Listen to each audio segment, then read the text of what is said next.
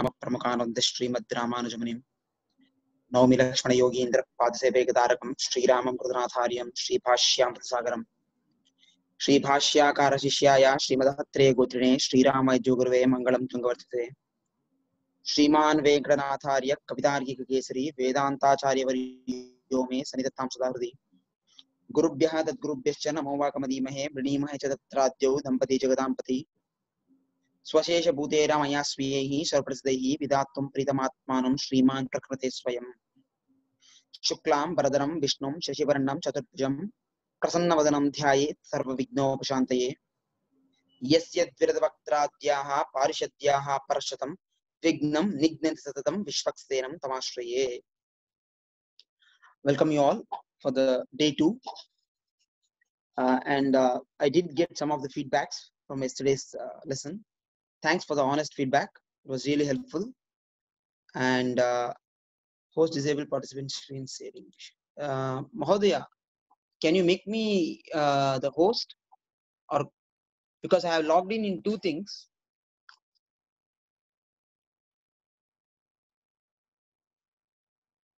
Mahodaya, Srinivas sir. Srinivas sir. I need both these. Yeah. I've made you host just in both of them. You want me to make you host in both? Not required, sir. At least one of them. I mean the other one. The other one now, what I'm not having, I want you to make that one. Because I'm unable to share the screen. Okay, the current one, you don't need to be host, is it? No need. I'm using the phone for just the better quality of audio and video. Interestingly, I am not a host now. Oh, okay. So you are the host. So you need to make the changes. Okay. Okay.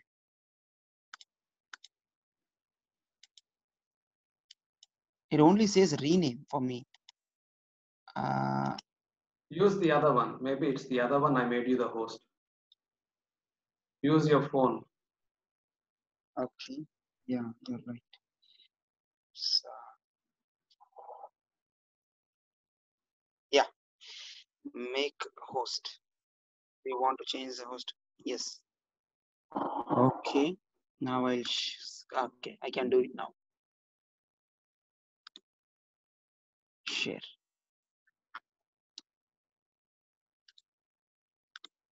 Yeah. I guess you guys can see me now. Yes. Yes, we can see the screen. Yeah. As well as me, I guess. Yes. Yeah. Thank you. So welcome you all for the day 2. Namo Namaha. Namo Namaha. Can you all mute your mics? Is there any question? If not, please mute yourself. Some chat. Okay. Yeah. Thank you. So yesterday what we covered, I couldn't completely link it because of lack of time. So I will use this day for recap as well as connecting the dots. What we saw yesterday was how we know anything in this world. What are the 3 things that are essential? One is the subject, the knower, object that is known, and the process of knowing. And then we dwelt with more on the process of knowing. There are multiple ways, and we segregated them into basically 3 types. The first one was direct sense perception, or what we call pratyaksha pramana. The second one was anumana pramana, that is by inference. The third one was shabda pramana, or word of authority.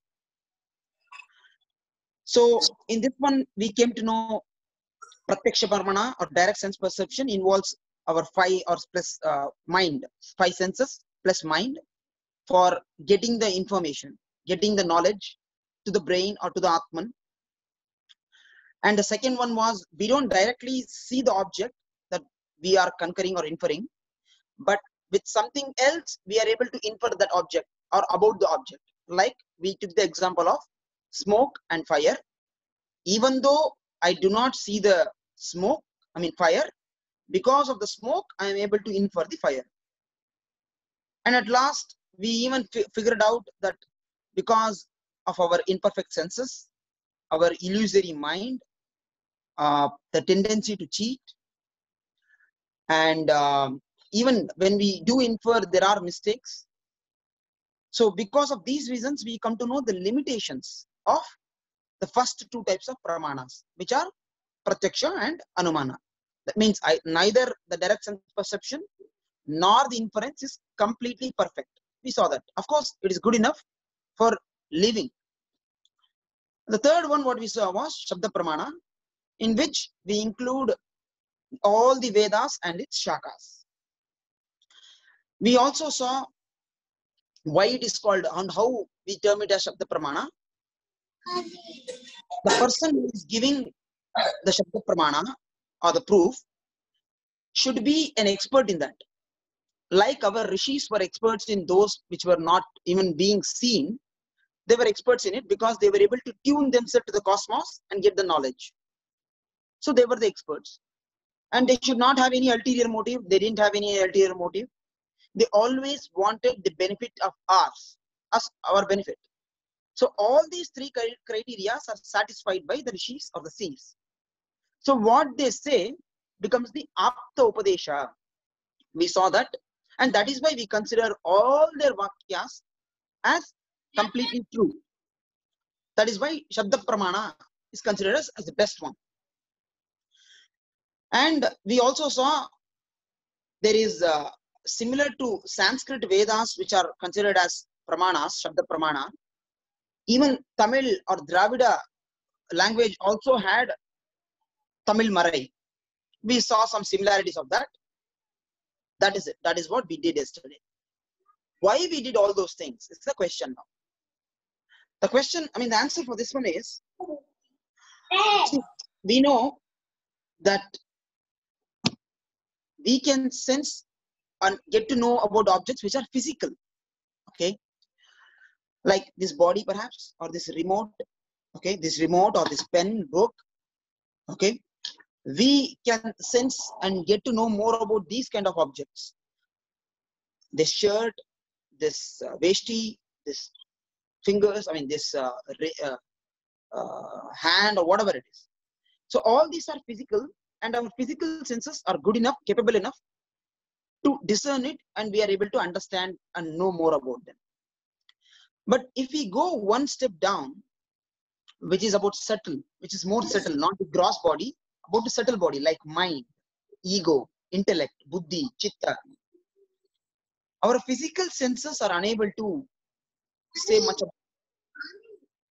I think there is some noise here. Please mute yourself unless you want to speak something. Thank you. So, Shastra says, Mahodaya, you can actually mute all, and when they have a question, then they can unmute themselves. Mute all. Sir, I will make you a co-host. Maybe if you can do that. Yes. Okay. 1 second.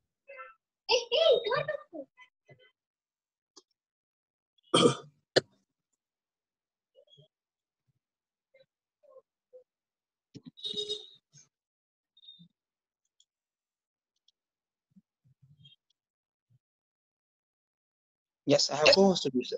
Thank you. So, Shastras or Shabda Pramana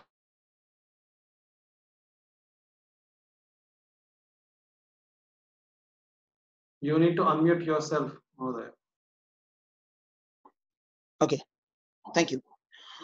So I was saying, these Shastras or the Shabda Pramanas say that we have a gross body, we have a subtle body like mind, intellect, and we have an even subtler form of it, what we call as self or soul or Atman. This Atman cannot be perceived at all by the senses. And we are even struggling in the field of psychiatry or psychology to come in terms with the mind itself. We don't know where the mind is, what is the location of the mind. So once we cross over the part of grossness or physicalness, once a subtlety or subtleness takes over, physical senses are unable to get to know more about the subtle body or subtleness. So if that is the case with mind, intellect, and buddhi or chitta, then what to speak of even subtler aspect, something like Atman? Of course, it cannot be perceived at all by the physical senses. That being the case, then how will we know anything about it? The only way is through Shastras, or what we call Shabda Pramana. Without this, we cannot know anything about the Atman. If somebody in the near future comes up and says, hey, we found out what is the weight of an Atman, it is say 1 picogram or 10 picograms. Of course, it is not Atman. Once you measure it in physical way, it is no more an Atman. It is something else. It might be something else of the physical aspect. An Atman cannot exhibit any physical attributes. So saying Atman can be measured, or we will sense it, or we will test it, is not even an option. So the only way we can rely is Shabda Pramana. And that is the reason we dealt extensively why we rely on Shabda Pramana. Because they don't want to cheat anything. They don't have any ulterior motives. They want us to know more about the Atman. That is the reason we are referring to them. And they are experts in that field. They tuned themselves to the cosmos and they got the knowledge of Upanishads for us. These Upanishads are filled with the knowledge about Atma and Paramatma. That was the base for which yesterday we dealt with the subject. But today, we are not going to talk about the Atma. We will keep it for some other day. Today, we are going to talk about even a bigger thing. That is God. What is God? In the Western construct, God is somebody who is omniscient. Nescience means knowledge. Omniscient means all knowledgeable. And they say he is omnipotent, means he is all powerful. So according to their definition, God is somebody who is all powerful and all knowledgeable. And he resides in heaven. That is their definition. But in Indic thought, in Indian thought, there is some extra criteria for that. Of course, omniscient or all knowledgeable, all powerful is correct. But apart from that, there is one more aspect, and that is omnipresence. That means he is present everywhere, throughout the universe. Everywhere he is there. So once I say that he is everywhere, does it mean he has a form or he does not have a form? Does he stay in heaven or doesn't he stay in heaven? Or does he have any qualities or not? No qualities at all. So if I pray to God, is he going to help me in any way or nothing at all? That is the question we are going to answer today. Sorry. So in today's topic, we are going to cover more on Saguna Brahman, or qualified, or the Bhagavan who has a lot of qualities and form. And yesterday we did talk about the Alvars and Acharyas. I'm going to just touch upon it so that I'm going to end that part today. And importance of Antima Smarana, that is last thought. We'll narrate a short story, Nama Sankirtana. And Agamas, which describe the form. Basically, we are not going to see in the same order, but these are the topics I'm intending to cover. I want to tell a small story now. This story happened in the life of Ramanuja. Ramanuja had a teacher, and in those days, the disciple used to go to the teacher, stay there, do some service to the teacher, and then learn from him at the same time. So one day when Ramanuja went to his teacher, there was a service of oil bathing. So Ramanuja was applying oil all over the body of his teacher, and they were discussing yesterday's class. And Ramanuja had missed yesterday's class. So for the benefit of the student, his teacher was giving a revision of it. I mean, again explaining the same thought. So what was explained on the previous day was a small verse from Chandogya Upanishad. I have written that in the slide. Kapyasam, Pundarikam, Evam, Akshini. Teacher told this and gave the meaning of that, saying, Supreme Lord had lotus eyes, which were as red as monkey's back. Backside means, in this sense, it means buttocks on which we sit. So as soon as Ramanuja heard this, there were tears rolling down from his eyes. And because he was applying the oil on the teacher's body, his tears fell on the body of his teacher. And they were hot tears, they were burning, because Ramanuja was burning from within after hearing this particular meaning. So all his anguish or his heat was rolling in the form of tears. And when it fell on the body of the teacher felt, what is this? Such heat. So teacher questioned, what is it, Ramanuja? What happened? Are you not going to agree on this meaning? Do you have some other meaning to give on this? Ramanuja gave another meaning for that. And the meaning was based on some of Alvar's Pashurams. This particular Pashuram is not exactly related to that, but it is something similar and one of my favorites. So before getting into that, I want to explain something about the flashback of this Alvar called Tiruppan Alvar. Tiruppan Alvar was from a lower Varna. In those days, they were following all these Varna systems, and he was considered as the very, very low Varna, or low caste, if you want to term it in that way. And these people at that time, those times, were not allowed. It is not in Ramanuja's time. It is very, very early, something like in BC time. And perhaps because of that, he had a longing to always go and see the Lord of Srirangam, Ranganatha, Arangan. That eagerness, the longing was always there in Tiruppan Alvar. But because of his caste or Varna, he was unable to do that. But all the time, he was always singing the names of the Lord and his forms by using his pan. Pan is something like a sitar kind of thing. Not even sitar. It's like tamburi, which says sa, pa, sa, those kind of tunes. It is something like that. Pan means that, and he used to play that and sing songs praising the glories of the Lord. Once what happens, when Tiruppan Alvar was singing so near the banks of the Kaveri, there was a priest called Muni. He came there for bathing. After bathing, he had to go and open the doors of the temple, Srirangam temple. While he bathed and he was about to come out, he was, Tiruppan Alvar was in front of him. By this, he got hurt. Why are you standing in front of me? I have to take bath again. Get away from me. And because Tiruppan Alvar was totally immersed in the glories of the Lord and singing the praise of the Lord, he couldn't hear. So eventually the priest, the Muni, threw a small stone on the head of the Tiruppan Alvar.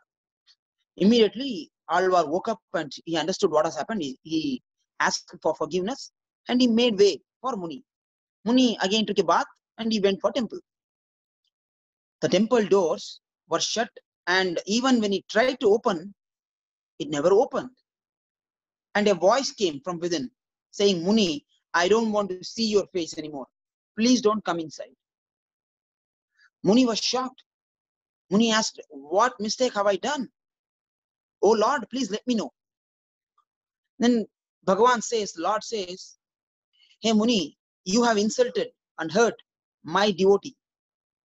So that is why I am not ready to see you. He says, what can I do to rectify this mistake? Then Lord says, okay, if that is the thing, you bring Tiruppan Alvar on your shoulders into my Sannidhi, into my sanctum. And Muni readily agrees and he runs towards Kaveri banks, pleads with Tiruppan Alvar. After a lot of deliberation, Tiruppan Alvar eventually agrees because it's the word of the Lord. And eventually, Tiruppan Alvar sits on Muni. Muni takes Tiruppanalvar to the doorsteps of Srirangam sanctum. The temple doors are opened. And for the first time, Tiruppanalvar sees the Lord. He is mesmerized. He is having romanchana. He's wonderstruck. And he sees the Lord, and out comes the divine outpouring called Amalanadi Piran. I'll just recite one Pashuram. Amalanadi Piran Adiyar Kennayat Padutta Vimaran Vinnavarkon Virayar Polil Vengadavan Nimalan Nilmanan Nidivanavan Nil Madillarangattamman Tirukkamalapadam Vandu En Kanninullana Okkindrathe. He starts from the divine feet and sees the divine feet have entered my eyes, and as if they will never ever go out of my eyes. He's so much immersed in the Lord's form and the Murti there. He starts seeing from the Lord's feet and comes up all the way till his face. And then he says, Kariyavagi Pudai Paranda Milindi Shabvari Odi Ninda Apiriyavayakangal Ennai Peidamai Seidinave. I have become mad. He's saying, Ennai Peidamai Seidinave. I have become mad. On what? He's talking about the eyes now. He says they are jet black eyes. Kariyavagi Pudai Parandu. They are placed in a perfect way, in the perfect position, in the perfect span. Milirindu, sparkling. Okay, it's radiating. Shabvari Odi. Here he has seen the Lord's eyes very closely and carefully, and it seems a kind of red thing is flowing inside the eyes of the Lord. And he's seeing that Shabvari Odi. Ninda. The eyes are large as if it's extending up to the ears. According to Samudrika Lakshana, that is the nice way of having the eyes. So, Ninda. Up Periyavayakangal, the eyes are wide open like mouth, big mouths. By seeing this kangal, these eyes, I have become mad on them. So this is an explanation. Like this, even Nammalvar sings a lot about the lotus eyes of Lord. Even Andal sings about it. Based on these inputs, Ramanuja gave a reply saying, Kapi Asam need not be taken as Kapi means monkey, Asam means the buttocks, need not be taken in that only way. Kapi can means Kam Pibati, that which drinks water, that is sun. Kapi can mean sun. Asam means opening or blossoming, that which blossoms when the sun comes up. That is lotus, which is just blossoming. A bud lotus, which is just about to blossom. That is what the meaning of this verse. So he says the Lord has as beautiful eyes as the lotus flower, which is just now blossoming because of the sun. So this he was able to get because of his knowledge about the Alvar's Prabandhams and Tamil Marai. So at last, Tiruppan Alvar says one last Pashuram. I'll just end with that about the Alvars. This particular Alvar, he says, Kondal Vandanai Kovalanai Venne Undavayan. Basically, he's saying the dark-hued Lord who has opened his mouth to eat the Vennai, means butter. Yen Ullam Kavarndane. He has stolen my heart. Andarkon, he is the Lord of the Devas. Aniyarangan, he is none other than this Murti, this Sriranga, this Ranganatha Perumal. Yen Amudinai Kanda Kangal. This, after seeing this nectar, this Amritam, I don't want to see anything else in my life. As soon as he says this, he gets absorbed into the Lord. And no more Tiruppan Alvar after this in this Boloka. He has reached the Vaikunta. This is the last verse of Amalnadi Piran. Thank you for hearing. Anyway, so by this, Acharya Ramanuja was able to give a beautiful meaning, saying Kapi Asam need not mean monkey's buttocks. It can mean, of course, he gives 6 meanings. One of the meanings which he uses in his Bhashya is just blossomed lotus. Okay. So this was one of the reasons why I was yesterday explaining Sri Vaishnavism takes both the Sanskrit Veda as well as Dravida Veda, Dravida Upanishad, to see and to know more about the Lord. I want to play a small video about the Alvars. It will not take much time. If it's not audible, please let me know. Make sure you check the boxes at the bottom when you share the screen. Oh, okay. Okay, Astu Mahodaya. So I got it. stop share first, stop share, and then when you share again, there'll be 2 boxes to click. How about sharing like this? Can you see that now?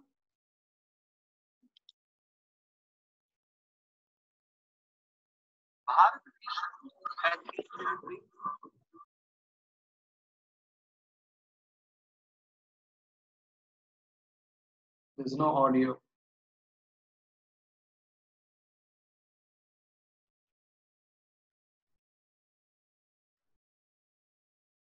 Mahodaya, is it not audible? No, No there's audio. no audio. So just go back to screen share. Just stop sharing. Then again click screen share. Okay. And at the bottom of it, you will see 2 boxes to check.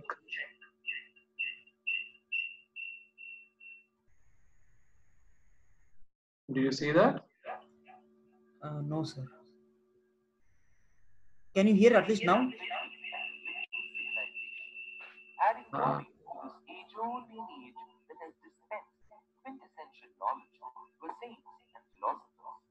They were born in villages and towns across the natural regions. If it's not audible, I'll skip this part, sir. Yeah, you may skip it, I think. Okay. I'll tell you later. Okay.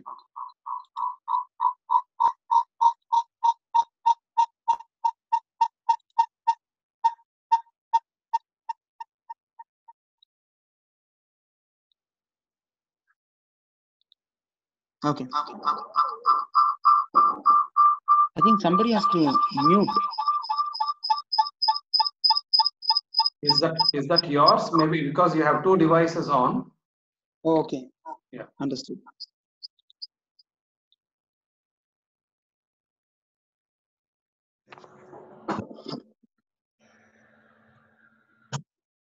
I will share that video link perhaps later on. You can watch it. It is about all the 12 Alvars and 2 of the Acharyas. So, who are these Acharyas? Acharya is basically a teacher. But does teacher exactly translate to Acharya? Okay, thank you. So, Acharya means somebody who does Acharanam of what he says. For example, I will tell Rohit, hey Rohit, do not drink alcohol. It is not good for you. But as soon as he goes out, I will start drinking alcohol. That means I am not a teacher. I mean, I'm not an Acharya for him. I might be a teacher, but I'm not an Acharya. So Acharya has to teach what he practices. Let us take another case. So I will teach Rohit to drink alcohol and I will also drink alcohol. Is it good? Is it an Acharya? Of course not. An Acharya has to teach something by which there is Atma Vriddhi, or the Atma will progress in the path of liberation, not in the opposite direction. So it is not like whatever I practice, I will teach it to my student. No, only those things have to be practiced which will lead me towards God, and only those have to be taught also to the students. Those kind of people are called Acharyas. So in Sri Vaishnava Sampradaya, for us, the first Acharya is Bhagavan himself, that is Sriman Narayana himself, and Lakshmi Devi. That is what is written as Periya Perumal and Pirati. And from him, the next Acharya is Vishwaksenar. From him, it is Nammalvar. From him, it's Nathamunigal. Yesterday we saw something about Nathamuni. This is that Nathamuni, because he gets all the 4,000 poems from Nammalvar. So from Nathamuni, it transcends down to Uyakkondar, Manakkalambi, and the famous Acharya Yamunacharya Alavandar. Most probably we will not have time to discuss about him. And from him to Periyanambi, who teaches it to Ramanuja. So we have a big line from Lord himself to Ramanuja, and after Ramanuja, it gets split into 74 acharyas. Not just one, there are 74 of them installed by Ramanuja himself. And I have listed some of the mutts there. Those were the mutts taken care by those Simhasanapatis or their lineages. I won't talk much about it because we have lesser time. Let us dwell more about Bhagavan now. So just now we saw Chandogya Upanishad, and the Chandogya Upanishad already told about the beauty of the Lord's eyes. So obviously Bhagavan has a beautiful eyes. So that is very clear now. It is already told in Chandogya Upanishad, and we saw something similar in Prabandhams also. But is that all he has? Does he have any other quality? From Vishnu Purana I have listed here, he has mainly 6 qualities. And what does the Bhagavan term mean?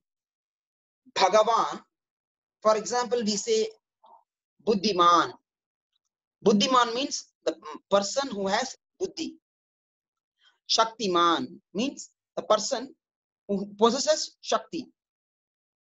Vidyavan means a person who possesses Vidya. So here we have Bhagavan. So a man or a person who possesses Bhaga is Bhagavan. But what does this Bhaga mean? Bhaga, according to Vishnu Purana, it means Jnana, that is knowledge, Shakti, that is power, Bala, Aishwarya, strength and supremacy, Virya, that is valor, and Tejas, effulgence.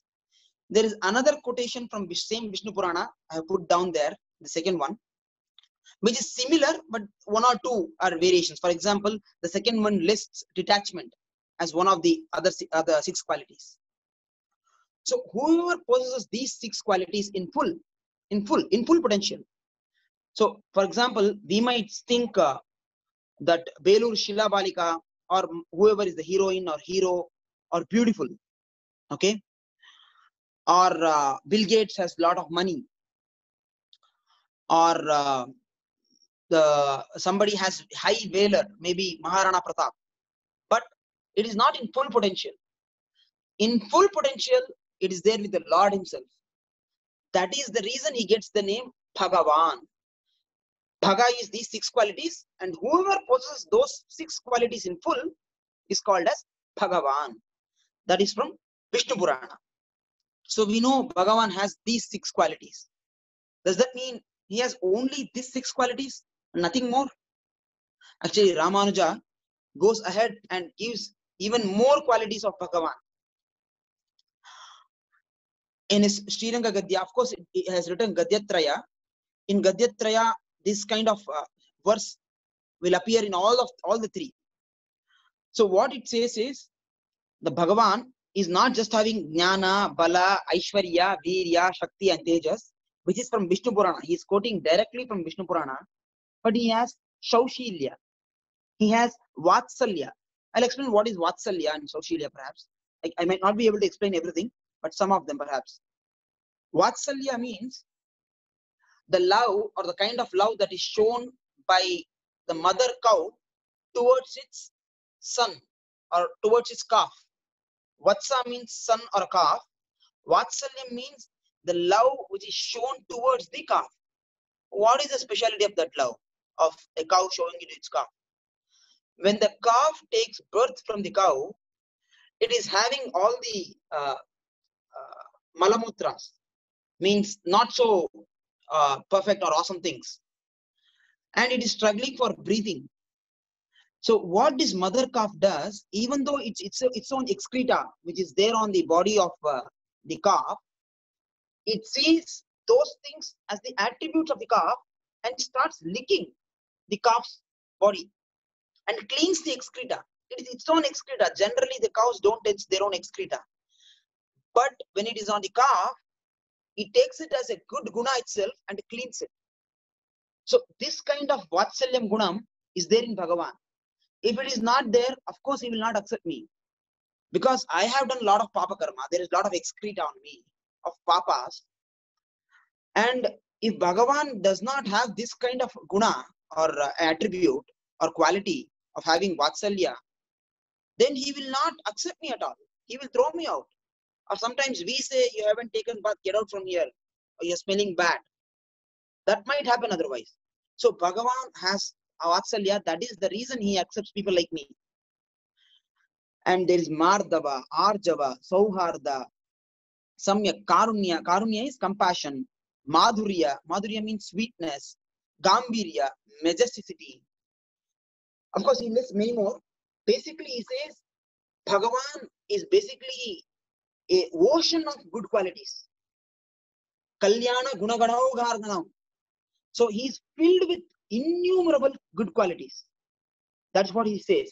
Of course, I have put the translation in the PPT. Perhaps if it's shared, you can see that. In this one, I just want to explain two things. That is Dhairya and Shaurya. Dhairya is courageousness. Shaurya is valorousness or valor. Is there a difference between Dhairya, that is courage, and Shaurya means valor? I'll give a small example here. One from Ramayana. When Rama comes to know that 14,000 demons have come to Janasthana, he shows Dhairya, that is courageousness, to go and fight, and he kills all of them except one. We know that. That is Dhairya. Whereas in Krishna Avatara, Krishna has told in Mahabharata war that he is not going to lift the weapon. And Bhishma is causing havoc. On the 9th day, Krishna jumps out and says, I will forget about my vow. Let my name go down. It's okay. I will go and kill this Bhishma myself. And he lifts the chakra. This is called valor. What is the difference? There is a subtle difference here. Courage basically means you will fight the opponent or obstacles by sheer strength. Okay, you will vanquish them. But valor comes into picture when you are ready to give up your own name, fame, or your own life to oppose the opponents and remove the obstacles. Like Krishna was ready to leave his name. Let my name go down in history. It's okay. I will kill this Bhishma now. That is valor. I know that I'm wasting a bit of time here. Elongating the stuff. But this was a beautiful anecdote. Just wanted to let you know, guys. There is a difference between all the characters here. Okay. So we know now that Bhagavan has definitely qualities. We have seen that from Chandogya Upanishad Vakyam of Kapyasam. We have seen it from Vishnu Puranam, the 6 qualities. We have seen it from Bhagavad Ramanuja's Gadyatrayam. But what about form? Does Lord have a form? The Pancharatra Agamas, which are one in the Vedic corpus, one of them, do talk about the forms of the Lord. And Pancharatra Agama has importantly 2 parts in it. One is Ahirbudnya Samhita. I don't want to get into technicalities. There's 2 parts. One is told by Shiva, another is told by Lakshmi. This is Lakshmi Tantra. So in that one, there are 5 forms listed. What are those 5 forms? It says Para, Vyuha, Vibhava, Antaryami, and Archa. What does this mean? Para means that form of the Lord which is beyond our comprehension. Nobody has seen, and whoever has seen has never returned back. That is something like this. It is not in the material plane at all. It is in totally a different plane, spiritual plane, Vaikuntham, Paramapadam. It's called Paramapadam. That's why it's called Para. Para form. It's in Paramapadam. That's why it's called Para form. And there is not much of descriptions on this part. But when the Lord, what he does, because the Devas cannot see him, nobody can know, neither the Brahma nor the Indra, nobody can see him. So what he does, he manifests himself again into another form called Vyuha forms. In the Vyuha form, something like this, in which he resides in Vaikunta. This is called Karya Vaikunta, where we see Indra, Chandra, Brahma, all these people, when they are in trouble, they go and knock the doors of this Vaikuntam. And they take the advice of Vishnu. That is the Vyuha form. But this particular form is called Vasudeva, Vyuha Vasudeva. He has all the 6 qualities that were mentioned in Vishnu Puranam just now. Jnana, Bala, Aishwarya, Shakti, Tejas, and all those things. In full. So from him emanates 3 more forms, which are called Upavyuha. When people do Sandhya Vandanam, they do this Achamana, right? We say Keshavaya Namaha, Narayana Namaha, Madhavaya Namaha. Those are the 3 forms which are coming from Vasudeva. This Vasudeva also expands himself into 3 other forms as well. They are not Upavyuha, they are Vyuha only. Those forms are Sankarshana, Pradyumna, Aniruddha. Basically, these 3 forms have 2 qualities each. Sankarshana takes care of pralaya or destruction. So he requires jnana, that is knowledge and strength. From him emanates 3 more forms: Govindaya Namaha, Vishnu Namaha, Madhusudana Namaha. When we do Achamanam, we list these 3 names, Upavyuha names. Pradyumna takes care of the creation. Once the destruction has happened, again the creation has to happen. So Pradyumna takes care of that. So he requires the supremacy or the control over the opulence, the items or the whatever is available, the wealth. And he requires Virya, the Shakti, Valor, to do this. Aniruddha does the maintenance part. He requires the Shakti and radiance for doing that job. So, but generally we say it is the Holy Trinity which does these jobs. We say Brahma, Vishnu, Shiva do these jobs. So, Pancharatra Agama, I mean, even Ramanuja says in his Grantha, it is Brahma, Vishnu, Shiva only. But Pancharatra Agama says these are the forms which are taking care. So, how can we reconcile them? We can say that these 3 forms are acting through Brahma, Vishnu, and Shiva and taking care of the creation, maintenance, and destruction of the universes. But these 4 forms, that is Vasudeva, Sankarshana, Pradyumna, and Aniruddha, these 4 forms are also related to the 4 states of mind. We say that when we are awake in the awakened state, there are 4 states, right? One is awakened state, Jagrat Dasha, and there is one more state called when you are asleep. When we have not yet reached the deep sleepness, we would have been dreaming. The dream state is called Swapa Dasha. And when you are in deep sleep, that is called Susupti Dasha. So these are the 3 forms. If you see, Aniruddha is the representative of Jagrat Dasha, awakened state of mind. And Pradyumna is the state of mind which represents the dreaming state of mind. And Sankarshana represents the deep sleepness, that is Susupti Dasha. Then what about Vasudeva? Vasudeva talks about the 4th Dasha, that is Turyat Dasha. Means you have completely realized now. You have completely realized the Atman. So that form is represented by Vasudeva. This is what is told in Pancharatra Agama. So what about Vibhava? Vibhava is nothing but, we know about Vibhavas, that is Avatara. Avatara means, we know this in Carnatic music, we have this Arohana and Avarohana. Arohana means going up. The frequency will be going up, pitches will be going up. Whereas when we say Avarohana, that is descending, coming down, like that, it's coming down. So Avatara means coming down of the Lord. We famously know these 10 avatars I have shown there. That is called Vibhava form. In between, I did not talk about the Upavyuha forms. These are emanating from the Vyuha forms only. Basically, what it is if you just replace the Shankha, Chakra, and Gada and Padma in the 4P4 combination, 4 factorial, we get 24 forms. Out of them, 12 are prominent. Those are listed, and that is what are used in the Achamanam time, like Keshava, Narayana, Madhava. So the next form is Antaryami.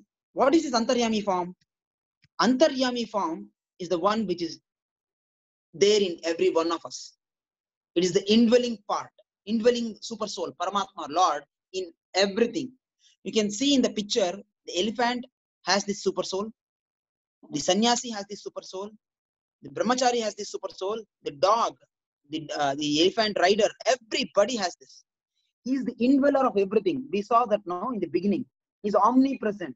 He is there in everything. So that form is called Antaryami form. And the last form is called Archa. Archa form means we see this is the Tiruvengadamudayan or Tirupati Lord, Srinivasa. And the other one I am seeing is Saligrama or Shaligrama. This is called Archa form. The form which we can easily perceive, which is easily available to us. So what we might perhaps think is Para form is the best, it's the ultimate, and Archa form is very low. It is very cheap. But that is not how Vishuddhadvaitiyans or Sri Vaishnavas see it. The way we see it is, assume we want a glass of water. I'm getting hiccups now. I want a glass of water now, immediately. Or I'm feeling extremely hot and spicy in my tongue. I want water now to quench that. Or I'm feeling thirsty now, damn thirsty, and I want water now. So in this case, what is para form represents Amrita. So this Amrita is impossible to get. You have to do Samudra Mantana, and after Mantana you will get Amrita. Of course, Amrita is awesome, but you won't get it. It's next to impossible. You cannot even perceive it.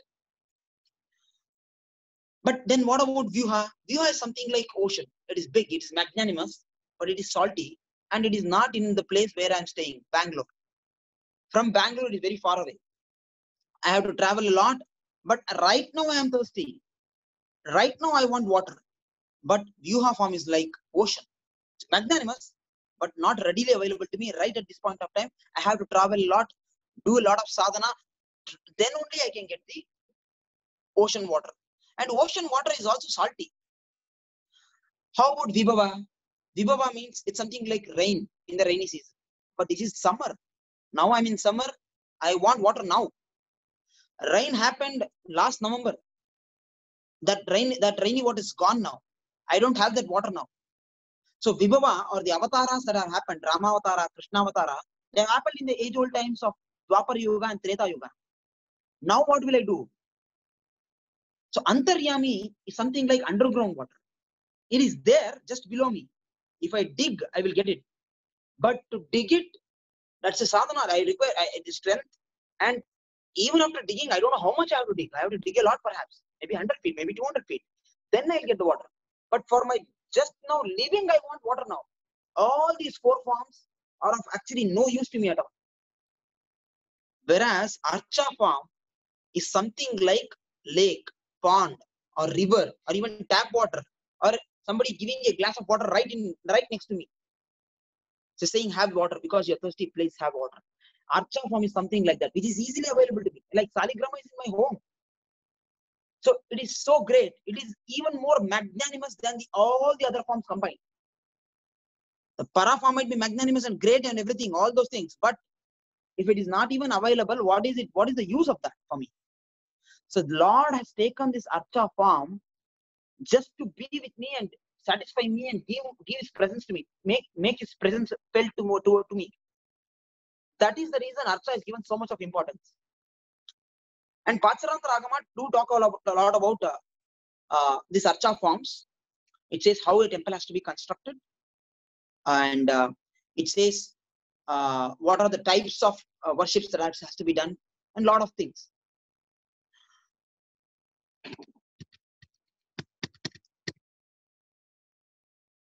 Okay, so Mahodaya, you have 10 minutes.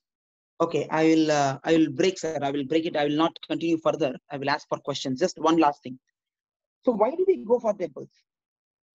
We know Archa form is basically there for our own benefit, but people think it is cheap because it doesn't react. They think it doesn't react. That's the reason it is cheap. That's what they think. But how we feel, or the Sri Vaishnavas feel, is the reason Lord has taken this form and he is not reacting is because while we are trying to adore him and love him, we do lot of nonsense with him or towards him. And if he is showing his reactions for all those things, then I will be blunt. Sorry? Okay. For this reason, to receive the love and share the love but not react, he has taken this form. That is the reason. So that is one thing. Second thing, in temples, what we do pratisthapana, where the Mahadaya, please unmute yourself. I muted everybody. Please unmute yourself. Okay, thank you, sir. So basically, in the Sanctum Sanctorum, Garbhagriha, the main deity is consecrated with all the Agama mantras and everything, and it is energized. The whole temple is constructed in a proper way, in a particular geometry based on the Agamas, and it makes sure that our energy levels keep going high and high. We feel enthusiasm. We feel we can get into easy state of meditation when we go to the temple. That is because of the way the temple is structured. Because of the way the murti is done, the pratisthapana, the consecration of the murti is done on the temples. So basically, this will help to elevate my chakras. I mean, to feel my chakras and raise me kundalini from the Mooladhara chakra to Sahasrara. All these things are taken care just by visiting the temple. That is the reason temple worship is given extremely high prominence. Okay, I rest my case. I will not continue further. I had a story, but perhaps I'll take the story maybe tomorrow. Please ask your doubts or any other questions. Please go ahead. Okay, so we had a question in the chat already from Niharika Krishna. Will Annamaya also come under Alvars? Okay, nice question. Technically speaking, no. There are only 12 Alvars. Even Ramanuja himself is not considered as Alvar by many of the scholars. Alvar and Acharya, the difference lies in very simple thing. Acharyas give Upadesha to students and they make sure that student comes in the right track. But Alvar doesn't do that. Alvar is so much immersed in the Lord. He does give some Upasana ways to the students, but he will not make sure that the students will follow that. He will be just immersed. They will be just immersed in the deep devotion of Alvar. Ala means deep down or deep. Alvar means those who are deeply immersed in the ocean of bhakti or devotion. Of course, Annamaya is immersed. Acharya, Ramanuja Acharya is immersed. But they are again able to see something beyond the Lord also. They are able to see the world. That is why they are able to correct the student. Annamacharya can sing songs so that we can get better. He can see us. He will see what mistakes we are doing and he'll correct us. But Alvars have no such ability. They just give some ways to us and they are immersed in the Lord. So that is why Annamacharya is considered as a great devotee, but not as an Alvar. Like Ramanuja, Kuratta Vedanta Deshika, none of them are considered as Alvars. Next question. Maybe you can stop the screen share so you can be visible. Oh, am I not visible now? Okay. You can stop screen share. Okay, so a question from Sri Karanam Nagarajara Garu. Yes, please. He's asking, twice you have mentioned equated caste and Varna. Is there any significance? No, I used it because Varna might not be understood by some of the English people. I mean, those who don't know what is Varna. But Varna is not exactly caste, and there is no such term as Varna in English. So I don't know what to say. Varna is Varna. Varna has many meanings. One of the Varna meanings is color. No color is high. I mean, nobody can say black is a bad color, white is good color, green is a low color, and red is a very high color. Nothing like that. So there are different colors. So like that, there are different Varnas. Nothing called superior or inferior. So that's why we saw Tirpan Alvar is the one who got to see the Lord and who submerged into the Lord rather than Muni, who was a priest. And in Alvars, there are many Alvars who are non-Brahmins. There are hardly two Alvars, or maximum 3 Alvars who are Brahmins. Rest of them are not at all Brahmins at all. So saying, I just use lower Varna because in this particular thing, there were people who are following something like that, and they had stopped Tirupan Alvar. But Varna in this sense, in the actual sense, doesn't mean anything higher or lower. It just means difference. There is a difference. There are people who are too much into intellect. There are people who are too much into service. There are people who are too much into fight and protection. There are people who are more into business and money. That's it. There is no higher and lower in this part. That's why I don't want to use jati or caste, but I just translated for the time being. And in Sri Vaishnavism, it is also told it is difficult for Brahmins to get the mukti, and it is easier for women and Shudras who are so-called considered as not worthy of reading the Vedas, or they are not permitted to read Vedas in those days at least.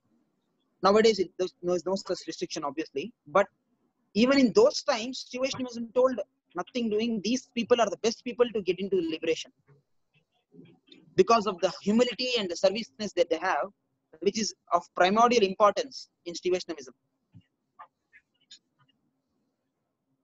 Okay. Yes, sir.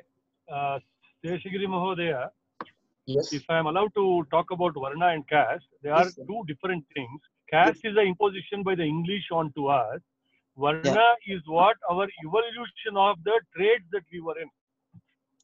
The trade that we practiced has come from there. Varna, we were always into this Varna system than the caste system. Yeah, agreed, sir. That is why I told there is no hierarchy. No, Varnamo means the description of what he does, what he practices. And in Varna, you have the freedom to move from one practice to the other practice. Like how Markandeya has, from the Sali community, which means the weaver, he has become the highest Rishi, the Brahma Rishis. So like that, Varna is interchangeable, but castes are not. Yeah, agreed, sir. I think this is my opinion about it. Yes. Thank you for the opportunity. Thank you, sir. Okay, good point, Rambab Garu. I think nowadays we are in a situation where we are trying to understand Varna and caste and what actually represents the true nature of Sanatana Dharma. What is your take on that, Seshagiri Mahodaya? What actually would be the right representation of Sanatana Dharma, Varna or Jati? Sir, Jati is basically inborn, and Varna, as he told, we can move up and down. There are restrictions in that one also, but yes, we have seen some cases in which people can move. I am not disagreeing that, but it is not for everybody and for everything. If you see the Itihasas and Puranas, there are few cases only. That means the whole community will not get changed into something else or follow different karma, because then otherwise there will be nobody to follow those duties. We want all the duties of the society to be performed. So of course we can move around, but there has to be somebody who takes care of every duty. Nowadays there are many temples in which the priests, the sons or next generation are not ready to take care of the temple. That is the bad scenario, because they are paid so low. But if nobody takes care of the temple, because hardly they get any income in those kind of remote places, then what happens to the temples? So I'm not talking just about the SC, ST or Shudras or Vaishyas. I'm taking the Brahmin community itself. Nobody wants to do that nowadays. At least in the remote parts. I know in those temples which are having lot of money and lot of wealth, everybody wants to be. But even if the Brahmins say no, from now on we will also go after money like Vaishyas, then there will be imbalance. So Brahmins, at least somebody has to, unless somebody is there to take care, they should not leave that and go away, run away from their duties. If there is somebody to take care of the duty, then if you want to jump and do something else, it's fine. If Vaishyas say from tomorrow, no, we will go and fight the war, we will not talk about more about business, because only the soldiers are given more respect. We are seen as culprits or traitors or looters. We don't want to do that. Then it's wrong. So somebody has to earn money and help the soldiers for their pay, help the priests for their pay, help the services that we are getting from the Shudras, everything. All the duties are essential. Right. Somebody has to do it. So you are, I think, referring to the importance of Jati system, but I think the question will all continue to be raising doubts, especially Varna seems to be the one which gives the flexibility. And Again, is it the case as per Vaishnava Sampradaya that Varna is to be understood as per the person's awareness of what his view of life or what his goal in life is? It based on attitude rather than birth? Okay. As per In Vaishnava. Srivashnavism, the major thing is they don't much worry about the Varna. In Srivashnavism particularly, at least, I mean, I know there are some people who do nonsense, but on paper or Ramanuja's life or next Acharya's life, if you see, there are only two types, what they say. One is like the Paramatma, that is the Lord, and all others are Sheshatmas. Shesha means his servants. Whether you are a Brahmin, whether you are a different Varna, whatever Jati, immaterial of that, you are a Shesha. That's it. And I'm proud of my name for that reason. So you are a Shesha. You are a servant of the Lord. There are 9 types of Sambandhas, which we are going to see perhaps tomorrow. Not tomorrow, on the 4th day. Navayuddha Sambandham is on the 4th day. So only 2 things. One is Paramatma, which is not our case. I am not the Paramatma. So all others are Sheshatmas. That's it. And if at all you want to differentiate between 2 people, 2 persons itself, the way to differentiate is again 2 only. One is either he is a devotee, he is not a devotee. That's it. He is a Bhagavata, he is not in a Bhagavata. But the problem is what Sri Vaishnavas always think is, we should not say anybody as a non-Bhagavata, because we don't know. The Lord might have considered him as Bhagavata. How can we say him as a devotee or not devotee? So better don't get into that kind of business. Just think everybody as devotee.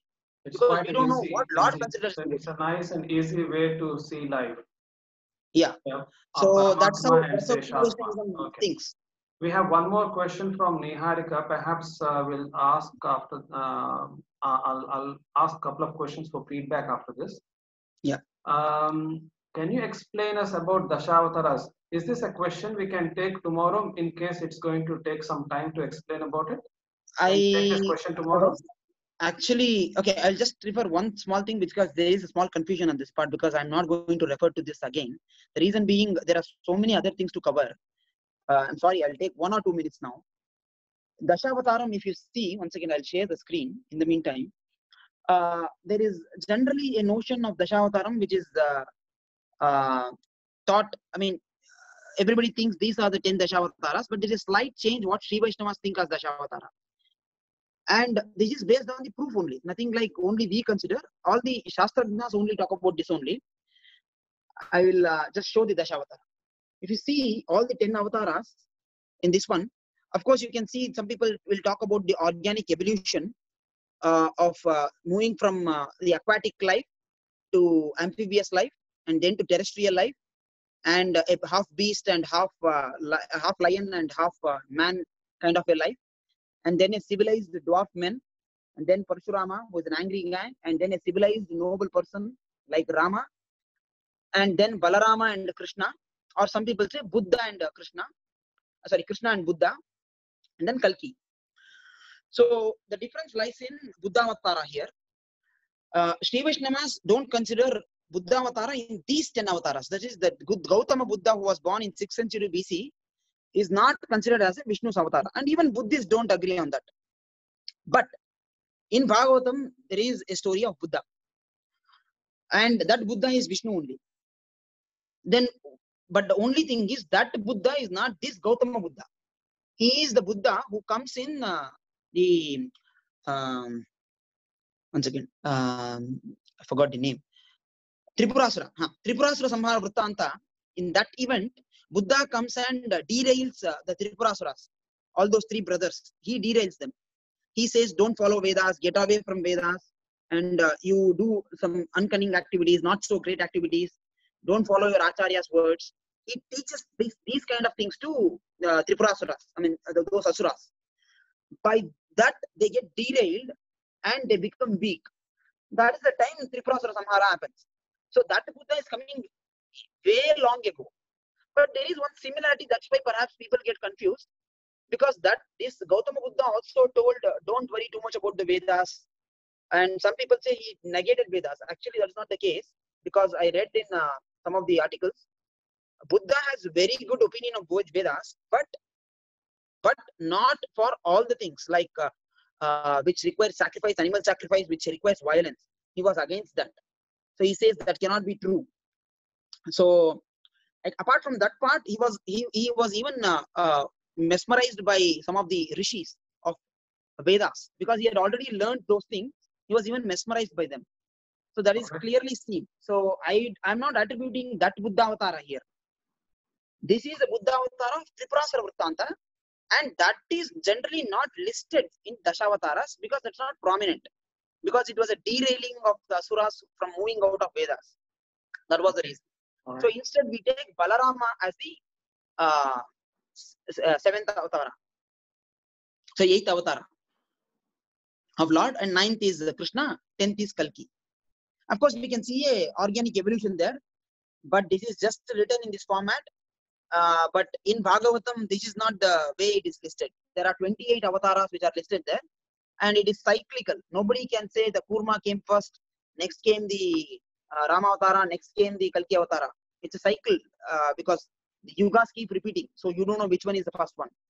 In this Kalpa, we know Shvetavaraha Kalpa, because this is Shvetavaraha Kalpa, we know the first thing that was born in this particular Kalpa was Shvetavaraha. That is Varaha Avatara. I hope I clarified, Niharika ji. Okay, I'm sure it's one big topic in itself, Dashawataras. Niharika ji, if you have still any further questions on the same topic, perhaps we will take it another time. Okay, all right. So I'll just quickly ask you all for a feedback. I'm going to stop your screen share, Mahodaya. Yes. Okay. Yeah. In the meantime, can I talk, sir, for some time? Because there was you go ahead. You go ahead and yes. Amulya, I'm not saying Balarama is not the avatar of Adishesha. There are avatars like Avesha Avatara, Shakti Avesha Avatara. So if you see, Shakti Avesha Avatara example is Kartivirya Arjuna. And a similar example can be taken for Balarama. Okay. And Avesha Avatara can be considered for Parashurama. So there are various stages of Avatara. Like Vedavyasa is also considered as Shakti Avatara, empowered incarnation basically. So there are various levels. So just because everybody says Dashavatara, so these are the 10 avatars that you can list. But there are millions and millions of avatars that he keeps taking. As we heard in Bhagavad Gita, Yada Yada Hi Dharmasya Glanir Bhavati Bharata Abhyuttanam Adharmasya Tadatmanam Srijamyaham. So whenever there is a dharma's degradation, the Lord keeps taking birth again and again and again and again. So there is not only 10 or 100 or 28. It's millions. Okay. So we just generally talk about 10. Yes, sir. Please go ahead. Yeah. So can you all see the screen where it says menti.com? Can you all see the screen? Yes. Can you just in a window, please open in your either smartphones or laptops, just type in www.menti.com. It will be a very quick exercise. It won't take time. Again, today also, That's fine. Yeah. So if you have opened that, if you managed to open menti.com, all you need to do is type in the code there. There is a code given here 725875. Yeah, so please let me know if you're able to do it. I'll just type the number, sir. 725875. So if you have been able to open menti.com. Menti.com. I'll send that one also. Yeah. Oh, it's going privately. Sorry, I should have sent it to everybody. 1 second.